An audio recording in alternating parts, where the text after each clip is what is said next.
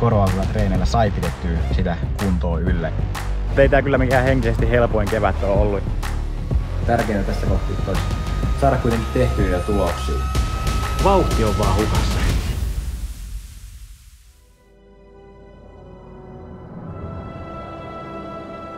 En lähde ihan pahalla tavalla tää leirikään. Pakko tässä olla edelleen rehellinen. Se oli kipeämmän tuntunen nyt se jalka taas.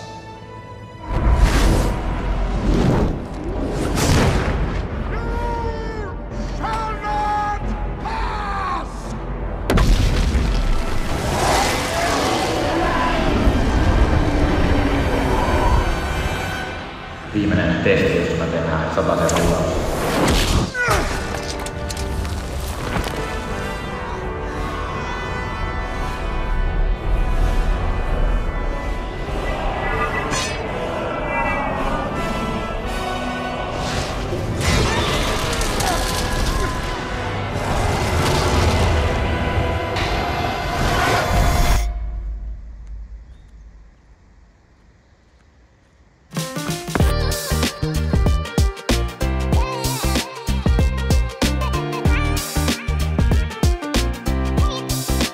Tilanne on niinkin hyvä, että jalkavaiva tuntuu olevan selätetty. Tässä ollaan päästy takaisin juoksuharjoitteluun ja tänään on sitten ohjelmassa testi, että kuinka kovaa liikkuu 3 tonnia.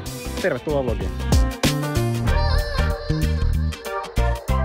Mikään varsinainen time trialhan tää ei ole, että tää on nimellä kiihtyvä 3 tonnia. Että aina tonnin välein pistetään seuraavaa vaihetta silmään ja kiihdytetään vauhtia. Et ensimmäinen tonni just tommonen hallitumpi 304 ja siitä sitten lähdetään kiihdyttämään kyytiin. Mutta kova treeni tästä joka tapauksessa tulee ja on kyllä tyytyväinen tuohon loppuaikaan, että jotenkin tosi nopeasti on tuntunut löytyvän se juoksuvire takaisin tähän tekemiseen. Kun viime vlogi tosiaan päättyi siihen, että leiri meni piloille, sieltä piti kesken tulla takaisin Suomeen ja pistettiin jalkaan kortisonipiikki siinä toiveessa, että se poistaisi nyt sitten kantapäästä kipuja. Ja sen se kyllä teki, että totta kai siinä oli niinku asteittain se normaali juoksuharjoittelun palaaminen, että siinä oli kuitenkin ollut taukoa ja sen kortisonipiikin jälkeen piti ottaa vähän easimmin ja näin, mutta niinku ne tuntemukset sinne jalassa kyllä hävisi aika lailla niinku suoraan siitä piikistä. Pistä kommentteihin arvaus siitä, että jos toi oli mun tommonen kiihtyvän 3 tonnin loppuaika, niin paljonko mä pystyisin juoksemaan 3 tonnia kisassa.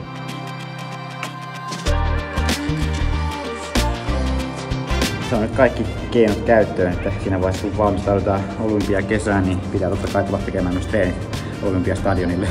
10 kertaa 245 sekkaa palautus.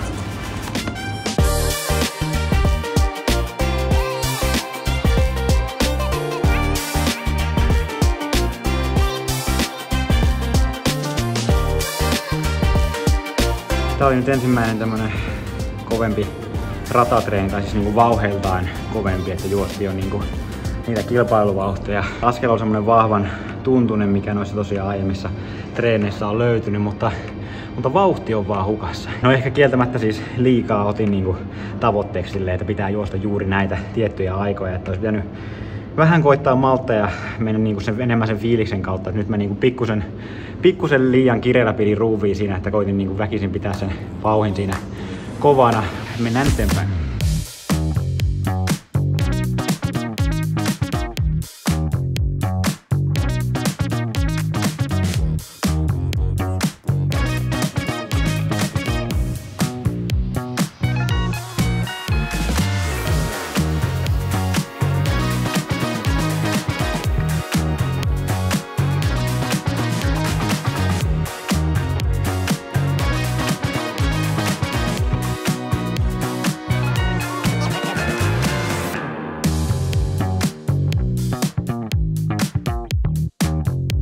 Sepä olisi nyt sitten kova treenit tehty ennen ensimmäistä kisaa. On semmonen fiilis, että aletaan olla niinku valmiina. Mutta on tässä myös semmonen fiilis, että on tullut myös treenattuukin, että pohkeet on ollut aika kovilla. Et varmasti siinä kun tuli tosiaan ton kantapään takia semmonen tauko tosta juoksemisesta, niin sen takia myös ne on herkemmät silleen, että nyt kun tuli kovempaa treeniä ja niinku aika paljon niinku sitä kovaa treeniä, niin ne siitä sitten meni aika jumiin, mutta tässä nyt oikeastaan oli vähän semmonen tilanne, että kisakausi puskee sen verran kovalla paineella päälle, että ei oikein pysty tässä kohti antamaan armoa niille pohkeille.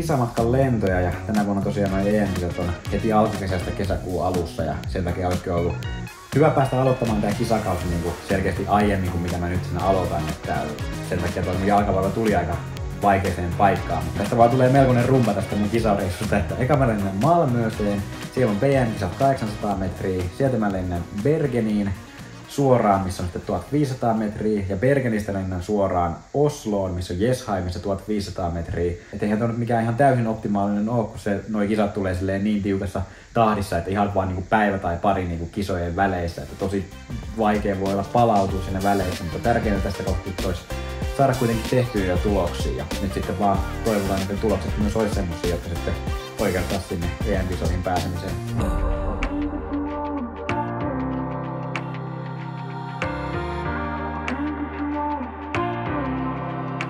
Tässä on vähän flashbackia viime vuoteen, että ulkona on 20 astetta lämmintä, ensimmäinen semmoinen kunnon kesäpäivä siellä, mutta mä tuun tänne halliin. Ei oo hirveästi ruuhkaa täällä kyllä radalla, että aika itekseen saa täällä tehdä treeni. Koivu kukkii silleen sen verran runsaasti, että aamulla tosiaan tein lenkin pihalle ja pikkuinen silleen silmiä kutitti, niin ajattelin, että tulisin kuitenkin tänne sisälle tekemään, koska viime vuodesta oppineena, viime vuonna mä vähän niinku väkisin koitin tehdä niitä treenejä sillä pihalla, kunnes sitten totesin, että ei se nyt niinku vaan juoksu ei kulje tuolla pihalla, että sen takia tulin tänne sisälle sitten nyt suoraan.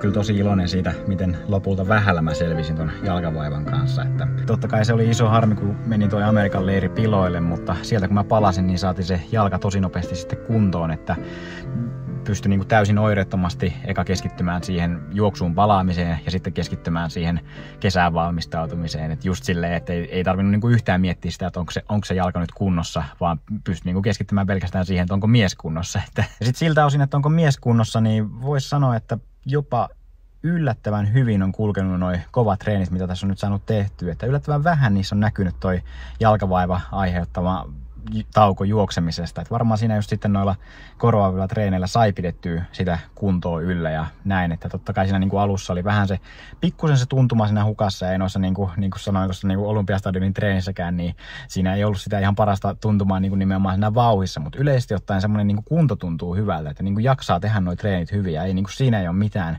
heikkoa. Mutta ei tää kyllä mikään henkisesti helpoin kevät ole ollut ja yleisestikin tässä on tullut niinku jotenkin itsellä korostunut se, kuinka lopulta myös henkistä tekemistä tää urheilijahomma on. Että totta kai se, niinku se fyysinen on se, mikä niinku kaikille näkyy, se treenaaminen ja se kisaaminen ja näin, mutta niinku kaikessa treenaamisessa ja kisaamisessa niin on tosi isona osana myös se henkinen puoli, että kuinka sä osaat itses valmistaa niihin tilanteisiin ja niinku reagoida erilaisiin muuttuviin hetkiin.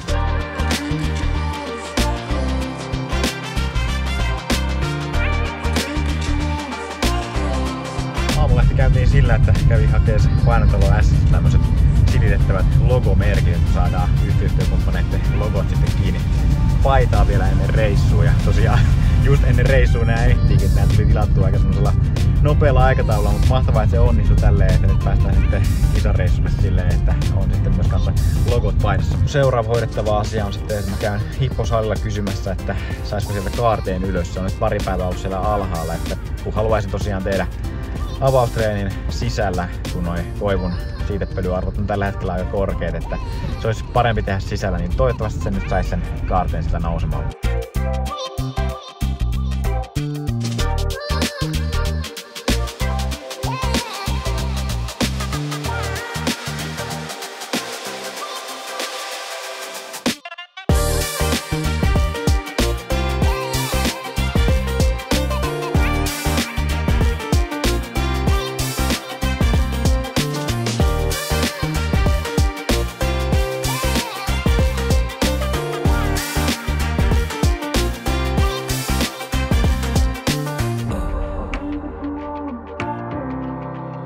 Harmillisesti jäi just tossa ton pressun taakse nyt toi vetoinaan se paras vaihe, että oikein tommosen terävän kiihytyksen jälkeen siinä kun pääsee siihen juoksun päälle ja vähän niinku rentouttaa sitä askelta, mutta vauhti pysyy silleen kutakuinkin samana, niin ai että se on hyvä fiilis. Oli kyllä tosi hyvä avaustreeni.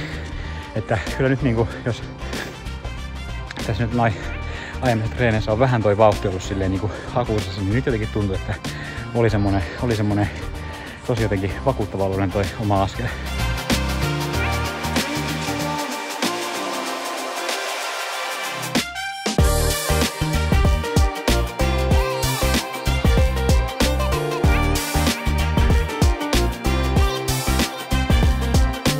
Lento Kööpenhaminaan ja siitä sitten junalla tänne Ruotsin puolelle. Ja täällä ollaan nyt sitten Malmössä, että vielä kun löytää hotellin, niin sitten ollaan perillä.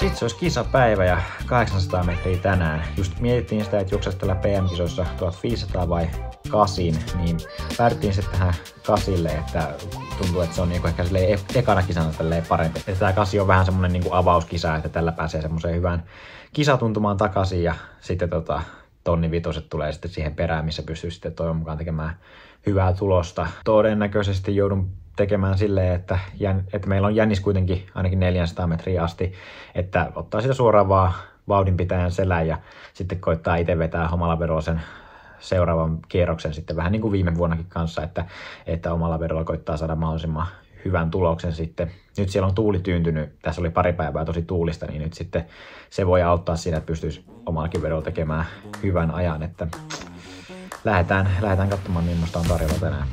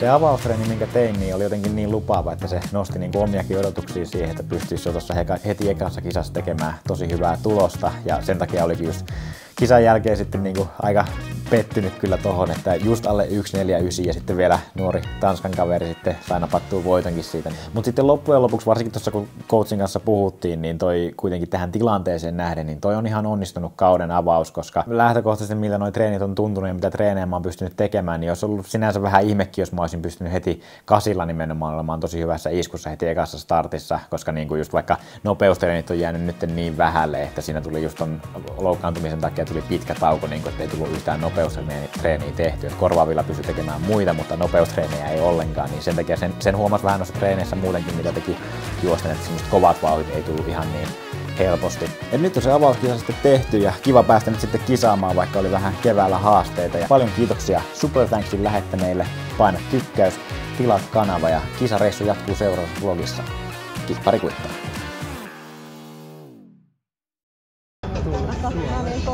Mä voin huida sitä. Niin, no kuinka sen näkee tarpeeksi? No nyt tonne huitasen, joo. No kiitos. Joo, hui. Sittenhän se tulee tarkka aika. Viimeinen 2 lähtee. 104.8 oli tämä.